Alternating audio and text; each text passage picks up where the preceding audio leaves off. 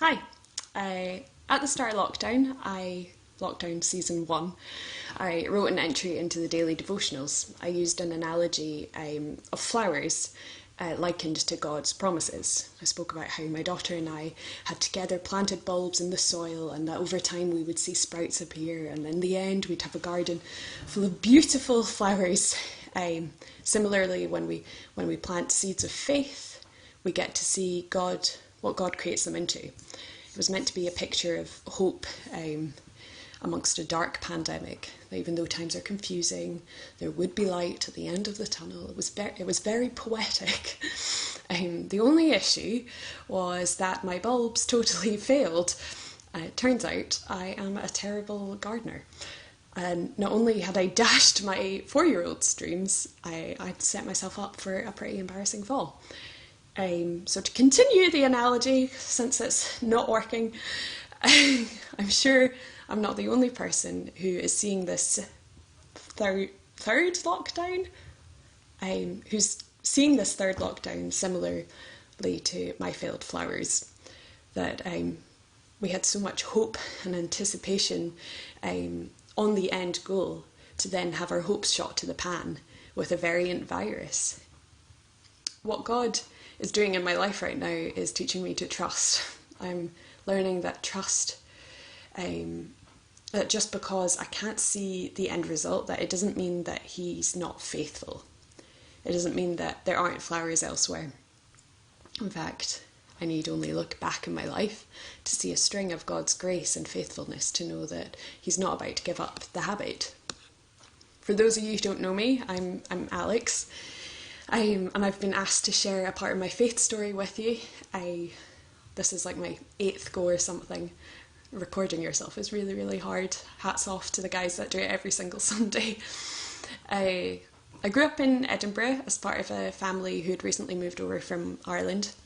Despite the fact that I think all of them would say that they're Catholic, I think all of them would also say that they're agnostic, if not atheist, and hold on to Catholicism more as a tradition, as a sign of Irishness than anything else. So having been brought up going to Mass, I have to say that I don't remember a point in my life where I didn't believe in God. Neither can I point to an exact moment of conversion. When I was in primary school, I made friends with a missionary kid who had just moved over from Texas. She and her family introduced me to church and active faith in family life. She held an after-school Bible study for all the girls in my class, and I loved it. I remember it was very popular, and I went every single week. And I remember one week putting my hand up after they'd asked if anyone felt like they were ready to make a commitment of faith. Now, it's hard to say if at that moment I really understood what I was saying, because I was really young. But what I do know is that it was the first time that God appeared to be relational to me, and not just a judgy, bearded guy with impeccable taste in sandals who lived in the sky. As I went on into senior school, my faith in my Bible became a place of refuge for everything that goes along with being a teenage girl. I found that church was somewhere I could ask bigger questions and deal with pain and loss, and yeah, it was somewhere that I felt home. But as I got towards the end of school and start of university, or as I was getting ready to go to university, I began to find the whole Christian thing quite cringy, to be honest. I found that I became more and more apathetic to God and more resentful of the implications of my social life. I also found that I had so many questions that weren't okay to ask as well. So as I was heading off to university in 2009, up in Aberdeen, I had full intention of sacking the whole lot of it. I started my course in theology in Aberdeen University with the intention to debunk a 2,000-year-old tradition, that's Christianity, with my undergraduate knowledge. I had convinced myself that my theology professors, who had given their life's work to learning scriptures, wouldn't see a Dawkins quote coming. However, in Halls, I ended up finding a friend who I got on really, really well with, who also just so happened to be Christian. She never twisted my arm into going to church. She never forced the conversation, nor did she make me feel like areas of my life had become too unchristian to be accepted. But she gently and very steadily remained a very good friend. It was because of that I started to attend church again. I didn't overnight become a squeaky clean churchgoer who was fluent in Christianese, but over time God started to chip away at the unhelpful patterns that I was stuck in, which he continues to do to this day. Sometimes I find myself completely overwhelmed at my own sin. I get frustrated by how riddled I am in it. Nothing makes me more aware of how short I am of God's standard than parenting during a lockdown. It even sometimes makes me feel like it's not my place to speak to people about God, because who am I to suggest that I have it together? But what I'm finding is that people aren't drawn to Christ in cleverly worded arguments and robust apologetics, though those things very much do help. People are actually more likely drawn to Christ in honesty.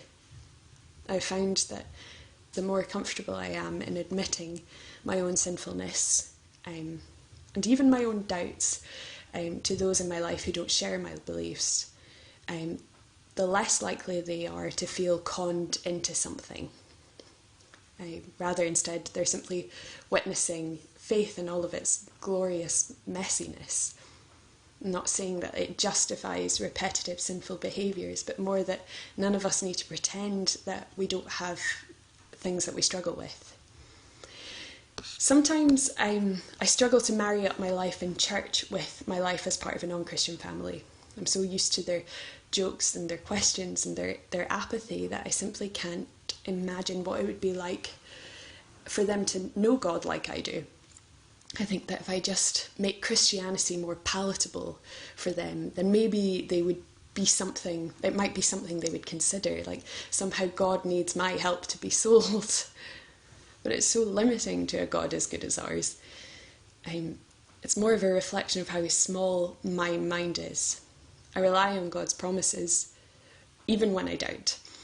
All I can do is try to live my faith as authentically as I can, to be open with those who I love, not only about the joy and the peace that comes with being a Christian, that comes with walking with God, but also with the struggles and the concerns that I have as well. When I look back at my faith and where it's taken me, I can see only God's faithfulness. It's by his grace that I am saved. And while 2021 has not been the start that any of us had anticipated, it's God's faithfulness that takes us from one day to the next. I just want to finish by reading 1 Peter verses 5 to 9. Through faith you are being protected by God's power for a salvation that is ready to be revealed at the end of this era. You greatly rejoice in this, even though you have to suffer various kinds of trials for a little while, so that your genuine faith, which is more valuable than gold that perishes when tested by fire, may result in praise, glory, and honour when Jesus the Messiah is revealed. Though you have not seen him, you love him, and even though you do not see him now, you believe in him and rejoice in an indescribable and glorious joy, because you are receiving the goal of your faith, the salvation of your souls. So thank you for listening to my ramblings. Yeah.